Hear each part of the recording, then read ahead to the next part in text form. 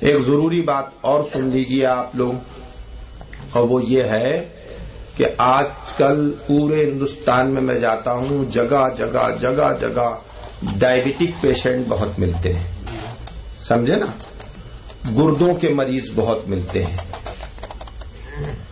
تو میرے بھائیوں، یہ مرض کیسے ہوتا ہے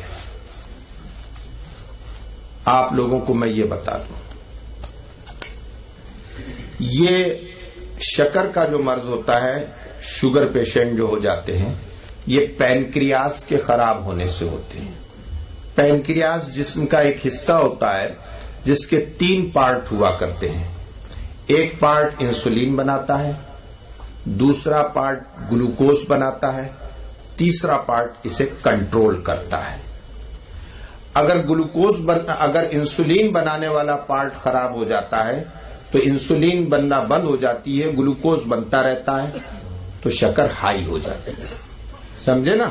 اور اگر گلوکوز والا پارٹ خراب ہوتا ہے تو انسولین بنتی رہتی ہے اور جو ہے اپنے شکر اس کی گھٹ جاتی ہے، کم ہو جاتی ہے. اور اگر اس کو کنٹرول کرنے والا پارٹ خراب ہو جاتا ہے تو کبھی شکر بڑھ جاتی ہے، کبھی شکر گھٹ جاتی ہے. یہ بہت خطرناک ہوتا ہے. مگر یہ پینکریاس خراب کاہے سے ہوتا ہے؟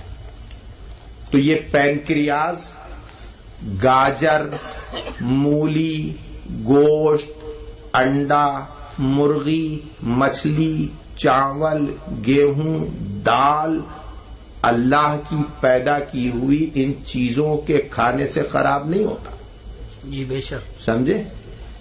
یہ پینکریاس خراب ہوتا ہے ایلوپیتھک گھٹیا جینرک دوائیں کھانے سے. اللہ، سمجھے نا. ذرا سا کچھ ہوا، چھینک آئی، ڈاکٹر کے پاس بھاگے.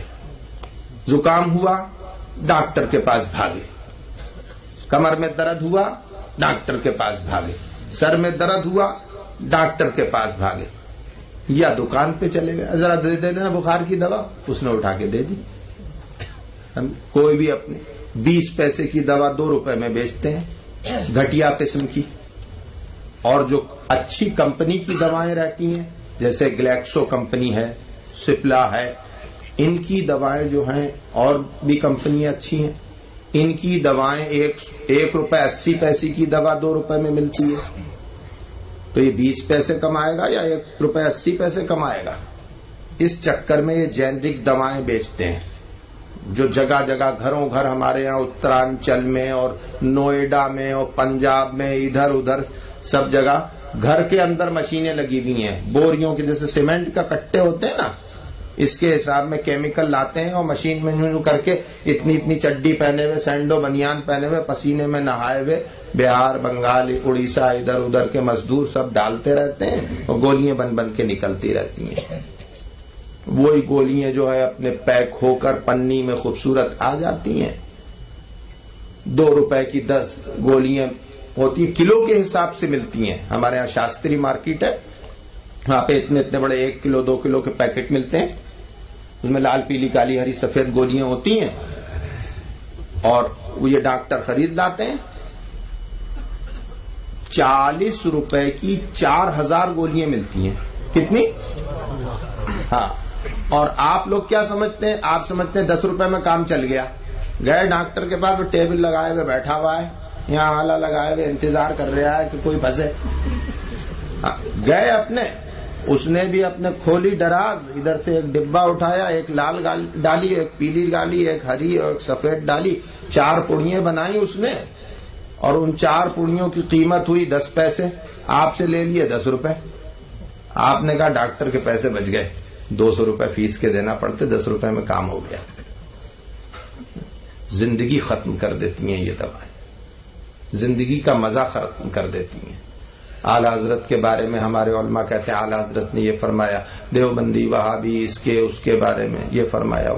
اعلی حضرت نے، مفتی اعظم نے ان ایلوپیتھک دواؤں کے بارے میں بھی فرمایا بے شک کہ یہ دوائیں مرض کو دور نہیں کرتی، نئے امراض پیدا کر دیتی.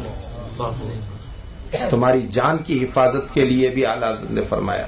مفتی اعظم 92 سال کی عمر تک ایلوپیتھک دوائیں استعمال نہیں کرتے تھے، اور میرے سامنے کی بات ہے، ڈاکٹر سر پکڑ کے بیٹھتا تھا، کہتا تھا ان کو کوئی مرض ہو تو ہم دوا دیں. واہ سبحان اللہ سبحان اللہ سبحان اللہ. ان کے تمام اعضائے رئیسہ صحیح کام کر رہے ہیں، ٹھیک ہے، سمجھے؟ آتا تھا، دیکھ کے چلا جاتا، سمجھے نا. لوگ لے آتے تھے اپنے ڈاکٹروں کو پکڑ کر، مگر کیا وہ استغراقی کیفیت میں تھے. اولیاء اکرام کی منزلیں ہوتی ہیں.